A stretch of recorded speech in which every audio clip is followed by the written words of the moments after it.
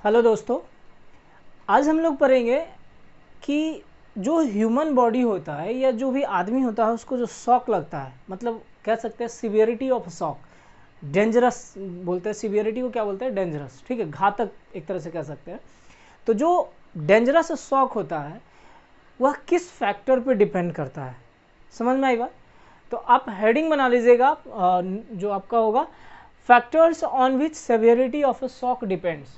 तो severity of shock जो होगा, मतलब जो झटका लगता है कह सकते हैं, उसका जो डेंजरसनेस कह सकते हैं या वो कितना घातक होगा, वह किस फैक्टर पे डिपेंड करता है, इसके बारे में हम लोग जानेंगे। ठीक है, तो ध्यान दीजिएगा कि जो इलेक्ट्रिकल शॉक होता है, मतलब अगर बॉडी में इलेक्ट्रिकल शॉक आपको फील हो रहा है तो डेफिनेटली आपके थ्रू करंट फ्लो कर रहा है ना, आपके थ्रू करंट फ्लो किया होगा, भले फ्रैक्शन ऑफ सेकंड के लिए फ्लो किया, लेकिन किया। जैसे कि मान लीजिए कि कभी कभी आप ऑब्जर्व करते होंगे कि स्विच को ऑन करने गए और जब आप स्विच को ऑन करने जाते हो तो उस टाइम में जैसे ही आप स्विच को ऑन करते हो आपको कुछ झटका सा फील होता है, भले फ्रैक्शन ऑफ सेकंड के लिए। मैं ऐसा नहीं बोल रहा कि कंटिन्यू आपको फील हो रहा है, फ्रैक्शन ऑफ सेकंड के लिए। तो इसका मतलब क्या हुआ कि आपके बॉडी से होकर करंट फ्लो किया होगा, ठीक है, आपके बॉडी से मतलब आपके बॉडी के थ्रू करंट फ्लो किया होगा, है ना। तो जब करंट फ्लो करेगा तभी आपको झटका फील होगा। ऐसे जब मान लिया जाए करंट फ्लो ही नहीं करेगा तो फिर क्या शॉक फील होगा आपको, है ना। तो यही चीज़ है कि आपका कौन कौन सा फैक्टर होगा जिसमें कि शॉक जो होगा या जो आपको फील होता है शॉक, झटका जो फील होगा वह सिवियरिटी होगा, मतलब घातक होगा, वह किस फैक्टर पर डिपेंड करता है ये चीज़। तो पहले तो आप कह सकते हो कि करंट जो है बॉडी के थ्रू फ्लो करेगा वो कहता है, या आप कह सकते हो कि वोल्टेज ऑफ द सिस्टम, ठीक है, जो सिस्टम का वोल्टेज होगा उस पर भी हमारा डिपेंड करेगा। जैसे मान लीजिए 440 वोल्ट होगा, या आप कह लीजिए 230 वोल्ट होगा, या आप ऐसा कह सकते हो कि 11 kV है या 3.3 kV है या 6.6 kV है, सब हमारा क्या होगा, हाई वोल्टेज चला गया। 440 भी हमारा हाई वोल्टेज ही होता है, तो उस पर भी हमारा क्या करता है कि ये जो सिवियरिटी है हमारा शॉक का वो डिपेंड करता है कि अगर मान लीजिए 440 वोल्ट को 440 किलो वोल्ट बोल रहा है, या आप 440 किलो वोल्ट नहीं 400 किलो वोल्ट, ठीक है, जनरली हाई वोल्टेज में 400 होता है और फिर 765 होता है ना। मान लेते हैं 11 kV हो या 33 kV हो या 132 kV हो या 220 kV हो, 400 किलो वोल्ट हो, 765 किलो वोल्ट हो, ये सब हाई वोल्टेज में अगर आप उसको मतलब टच करते हो तो क्या होगा। जब हाई वोल्टेज को टच करोगे तो डेफिनेटली आपको बहुत सीवियर शॉक लगेगा।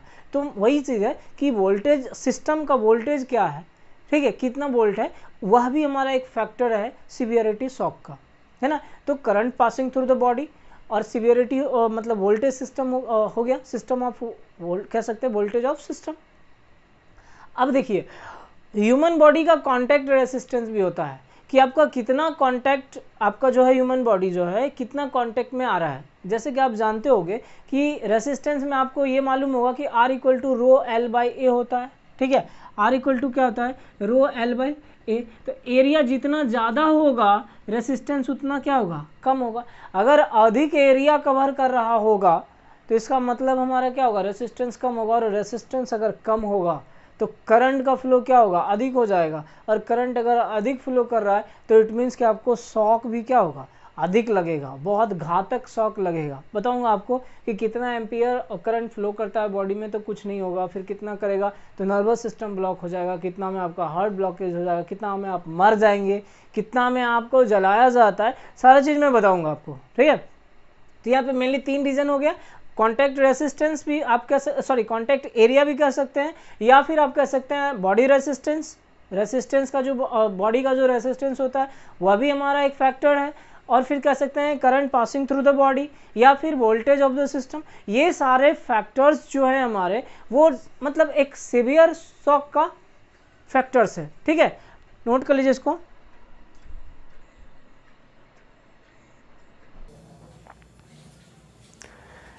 देखिए तो ये चीज़ जो फैक्टर्स है उसके बारे में देख रहे थे हम लोग। Electrical shock on human body mainly depends upon the voltage of the system, मैंने क्या बोला था कि जो इलेक्ट्रिकल शॉक होगा ऑन ह्यूमन बॉडी पे जो भी इलेक्ट्रिकल शॉक होगा वह किस पे डिपेंड करेगा, मेनली डिपेंड करता है किस पे, वोल्टेज ऑफ द सिस्टम। तो सिस्टम का वोल्टेज कितना है, मतलब कम है ज़्यादा है, सीधा सीधे ये बात कर रहे हैं हम लोग, ठीक है। 5 वोल्ट है, 10 वोल्ट है, इस तरह का मतलब है, तो वो सिस्टम पे भी वोल्टेज पे भी हमारा डिपेंड करेगा, ठीक है। अगर मान लो 11,000 है या 33,000 है, या फिर आप कर सकते हैं 120 kV या 220 kV, 132 नॉट 120, 132 kV, फिर 220 kV, ये सब रेंज में है, या फिर 6.6 kV, 3.3 kV, ये सब कोई रेंज में है, तो ये सब हाई वोल्टेज होता है जो कि हमारे लिए डेंजरस होता है, ठीक है। उसके बाद कहता है and current passing on the body कह लीजिए या थ्रू द बॉडी कह लीजिए, ठीक है। तो जो करंट होता है जो बॉडी के थ्रू मतलब पास करता है वह भी हमारा डिपेंड करता है कि कितना ज़्यादा करंट फ्लो कर रहा है। अगर ज़्यादा करंट फ्लो करेगा तो हमारा वो भी क्या होगा, घातक होगा हमारे लिए, है ना। नेक्स्ट पॉइंट कहता है कि it depends on the supply of the system that is either AC और डीसी। ध्यान दीजिएगा, ये बहुत ही महत्वपूर्ण पॉइंट है कि हमारा जो फैक्टर होता है सीवियर ऑफ शॉक होता है वह हमारा डिपेंड करता है किस पे, सप्लाई ऑफ द सिस्टम, मतलब टाइप ऑफ द सप्लाई। अब टाइप ऑफ द सप्लाई कहने का मतलब ये हुआ कि वह एसी है या डीसी है, ठीक है, एसी है या डीसी है। अगर मान लिया जाए कि हमारा एसी है, सप्लाई एसी है, तो अगर कंपैरिजन करते हैं आप डीसी सप्लाई से, तो डीसी सप्लाई के कंपैरिजन में एसी सप्लाई में शॉक हमको कम फील होता है। अगर आपका वही सप्लाई डीसी है और उसमें आप हाई वोल्टेज लेते हो, देखो कम वोल्टेज की बात नहीं कर रहे हैं, ऐसा नहीं है कि 5 वोल्ट 2 वोल्ट 4 वोल्ट 1 वोल्ट की बात नहीं कर रहे हैं, मतलब हाई वोल्टेज में ही हम लोग अगर डीसी सप्लाई की बात करते हैं तो डीसी सप्लाई में हमें जो शॉक फील होता है वो काफ़ी सेवियर होता है या अधिक डेंजरस होता है कंपैरिजन टू एसी, ठीक है। तो डीसी का जो शॉक होगा वह एसी के कंपैरिजन में ज़्यादा मतलब सेवियर होगा या ज़्यादा डेंजरस होगा। समझ में आएगा बात, दैट इज आइदर एसी और डीसी। नेक्स्ट आते हैं in case of DC it is a more dangerous. तो वही चीज़ बोला मैंने कि डीसी के केस में या डीसी के केस में हमारा जो वोल्टेज होगा वह काफ़ी डेंजरस होगा, या जो शॉक महसूस होगा या जो शॉक फील होता है आपको वह काफ़ी डेंजरस होगा।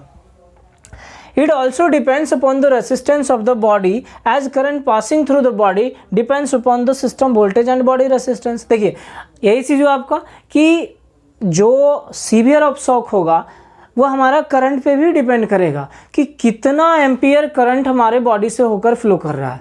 ज़्यादा अगर करंट फ्लो करेगा तो वह हमारे लिए क्या होगा, अधिक डेंजरस होगा, ठीक।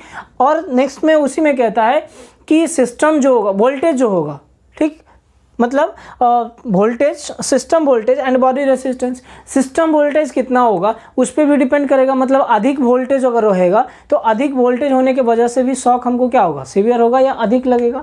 फिर बात करते हैं कि रेसिस्टेंस। अब अगर बॉडी का रेसिस्टेंस कम होगा, अगर बॉडी का रेसिस्टेंस कम होगा तो भी हमारा क्या होगा, अधिक से अधिक करंट फ्लो कर जाएगा, और अधिक करंट फ्लो करता है तो हमारे नर्वस सिस्टम को क्या करेगा, कोलैप्स कर देगा या नर्वस सिस्टम को डिस्टर्ब करेगा, ठीक है। तो बहुत सारा फैक्टर होता है हमारा। तो बॉडी रेसिस्टेंस हो गया, या करंट फ्लो करेगा बॉडी से कितना, या फिर वोल्टेज कितना है, या सिस्टम वोल्टेज में कितना है, ये सारा फैक्टर हमारा क्या होता है, सीवियर शॉक के लिए डिपेंड करता है, मतलब सीवियर शॉक होता है उस पर ये डिपेंड करता है ह्यूमन बॉडी के लिए। एक नोट करके लिख लीजिएगा, ये आपको ऑब्जेक्टिव में बहुत बार पूछा हुआ है कि ड्राई बॉडी का रेसिस्टेंस कितना होता है, तो 70,000 से 1,00,000 ओम। देखिए सूखा मतलब ड्राई मतलब क्या, अब भीगा हुआ नहीं है या सूखा कह लेते हैं, तो उस टाइम में जो बॉडी का रेसिस्टेंस होता है कितना होता है, 70,000 से 1,00,000 ओम के बीच में होता है, ठीक है। वेरिएबल है। अब ध्यान दीजिएगा ये बुक में आपको अलग अलग डेटा भी मिलेगा, ठीक है, थोड़ा बहुत मिलेगा लेकिन अप्रोक्स यही रहेगा आपको, ठीक है, 7,000 से 1,00,000 ओम। नेक्स्ट बोलते हैं वेट बॉडी, भीगा हुआ बॉडी जो होगा उसका रेसिस्टेंस कितना होगा, 700 से लेकर 1,000 ओम तक रहेगा। कितना रहेगा, 700 to 1000 ओम।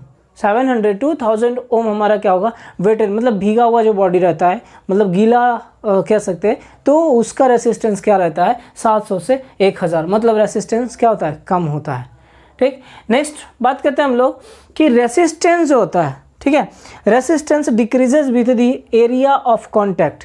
अगर एरिया ऑफ कॉन्टैक्ट हमारा घटता है तो रेसिस्टेंस हमारा क्या होगा, resistance decreases with area of contact with the live part, ठीक। तो रेसिस्टेंस जो होगा हमारा लाइव पार्ट का जो एरिया होगा, मतलब जो इक्विपमेंट कह सकते हैं या जो लाइव कंडक्टर है उसके एरिया के साथ हमारा रेसिस्टेंस क्या होता है, डिक्रीज करेगा या अधिक या फिर वेरी करेगा। आप ऐसा समझ लीजिए, जैसे कि कहने का मतलब रेसिस्टेंस डिक्रीज करेगा कब, जब एरिया हमारा कॉन्टैक्ट एरिया जो होगा वो ज़्यादा होगा। तो अगर ज़्यादा कॉन्टैक्ट एरिया होगा तो रेसिस्टेंस हमारा क्या होगा, कम होगा। कम कॉन्टैक्ट एरिया होगा तो रेसिस्टेंस ज़्यादा होगा। तो उस हिसाब से भी हमारा क्या होता है, ये शॉक करेगा। तो अगर रेसिस्टेंस कम होगा तो करंट हमारा क्या होगा, अधिक फ्लो कर जाएगा। समझ रहे हो बात को, अधिक फ्लो करेगा तो शॉक भी आपको अधिक लगेगा। Accident will be fatal in this situation. ठीक है, अगर मान लीजिए कॉन्टैक्ट रेसिस्टेंस मतलब डिपेंड जो किया हमारा ज़्यादा, अगर आपने ज़्यादा कॉन्टैक्ट एरिया कवर कर रहे हो तो रेसिस्टेंस कम होगा, और कम होगा तो करंट हमारा क्या करेगा, अधिक फ्लो करेगा। तो यह भी हमारा एक फैटल एक्सीडेंट का रीज़न हो सकता है। इसकी वजह से भी हमारा क्या होगा, फैटल एक्सीडेंट हो सकता है। नेक्स्ट पॉइंट कहता है कि a person coming in direct contact with 3.3 kV, 6.6 kV and 11 kV lines have fatal accident. देखिए ये 3.3 kV है या ये 6.6 kV है, इसको सही कर लीजिएगा सर, ये 6.6 kV है। तो देखिए ये सब वोल्टेज हाई हो गया। 3.3 kV का मतलब 3300 वोल्ट हो गया, 6.6 kV का मतलब 6600 वोल्ट हो गया। ये सब हाई वोल्टेज है। या आप 11 kV 11000 वोल्ट हो गया, ये सब हाई वोल्टेज है। तो ये सब भी हमारा क्या होता है, डेंजरस होता है। समझ में आया बात? ठीक है, नोट करिए इसको भी।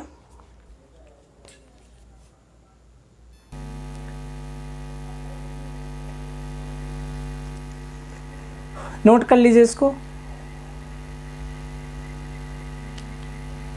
देखिए ये एक टेबल है, ठीक है, उस टेबल में अलग अलग करंट का रेंज दिया हुआ है और वह करंट से कितना प्रभावित हो सकता है हमारा बॉडी, ये चीज़ आपको बताया हुआ है। ठीक है, जैसे टेबल में आप लिख लीजिएगा करंट इन मिली एम्पियर, और फिर इधर कर लीजिएगा effect on human body, human body पे कितना इफेक्ट पड़ेगा ये चीज़ लिख लीजिएगा। ठीक है, पहला है कि अगर आपके बॉडी के थ्रू, अगर आपका जो बॉडी है उससे आपका मान लीजिए करंट जो है 1 से 8 मिली एम्पियर तक फ्लो करता है।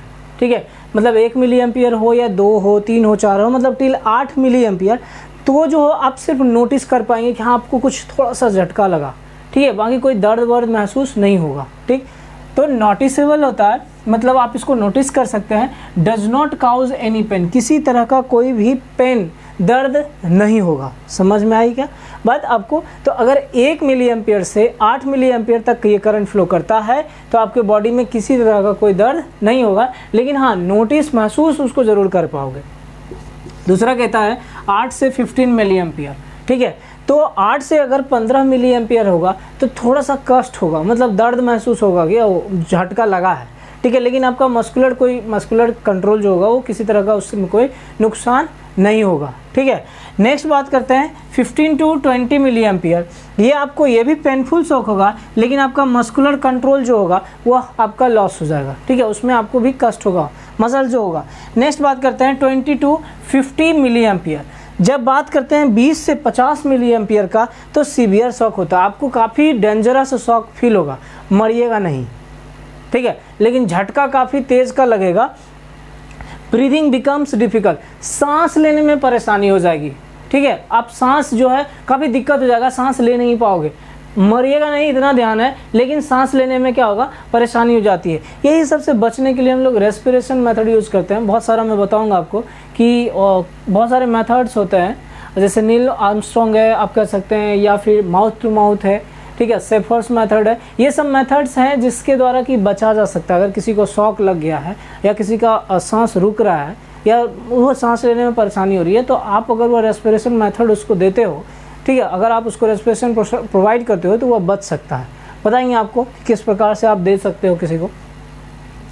तो ये हो गया हमारा क्या, 20 से 50 milli ampere, severe shock, breathing becomes difficult. ठीक है, नेक्स्ट है हमारा 50 से 100 मिली एम्पियर। ठीक है, 50 से 100 मिली एम्पियर। देखिए ये आप नोट कर लीजिएगा। ठीक है, ये आपको ऑब्जेक्टिव में पूछा हुआ है। ठीक, और उसके बाद ये 20 से 50 मिली एम्पियर, ये भी आप नोट कर लीजिएगा। पूछा जाएगा आपसे कि कितने एम्पियर का करंट फ्लो करता है तो ब्रीथिंग में डिफ़िकल्टी होने लगती है। ठीक है, ये सब आपको आर के राजपूत में दिया हुआ है। ठीक है। ये ऑब्जेक्टिव में दिया मिलेगा आपको, होप सो फर्स्ट चैप्टर में ही मिल जाएगा कि बॉडी का रेसिस्टेंस कितना होता है, कितना करंट फ्लो कर सकता है, ये सब या वीके मेहता में दिया होगा।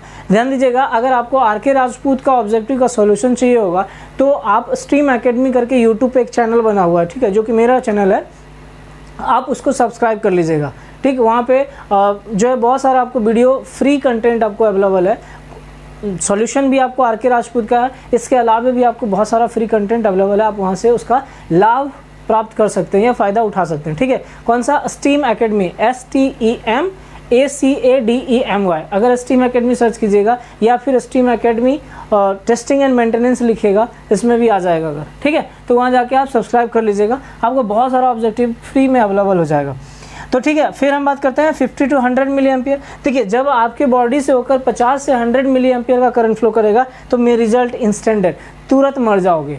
अगर 50 कह लेते हैं आपका कि 50 से 100 मिली एम्पियर करंट अगर फ्लो करता है तो मतलब जैसे ही बॉडी में फ्लो करेगा आपका इंस्टेंट डेथ हो जाएगा, लेकिन जलोगे नहीं। समझ में आई बात?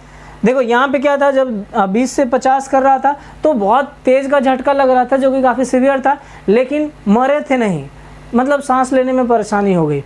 जब 50 से 100 मिली एम्पियर फ्लो कर रहा है तो मतलब तुरंत डेथ हो जाएगा आपका, ठीक है। सीवियर तो शॉक होगा ही होगा, लेकिन तुरंत आप इंस्टेंट मर जाइएगा, बचने का कोई उम्मीद नहीं है। बहुत कम परसेंटेज रहता है कि रेस्पिरेशन देने के बाद हो सकता है वह बच जाए, लेकिन चांसेस बहुत कम रहता है।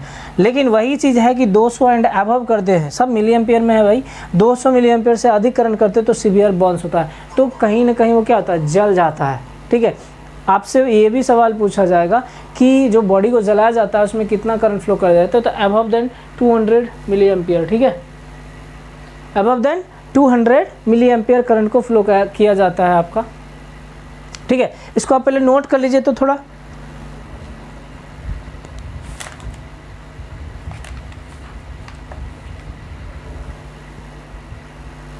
ठीक। तो अगर 200 से अधिक करंट फ्लो करेगा तो क्या होगा, सीवियर बर्न्स हो जाएगा, बहुत मतलब कहीं ना कहीं आपको क्या होगा, जल जाइएगा, आपका बॉडी जल जाएगा, ठीक।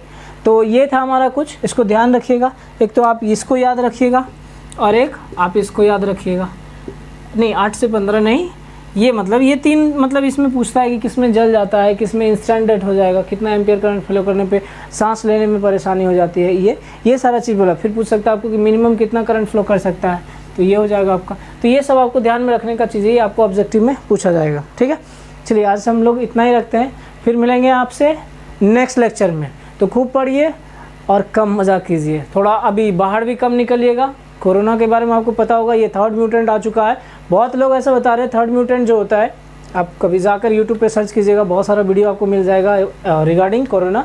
तो जो 3rd म्यूटेंट अभी पाया गया है, बंगाल में सबसे ज़्यादा पाया गया है, फिर आपका न्यू दिल्ली में मिल गया है, फिर गुजरात में मिल गया है।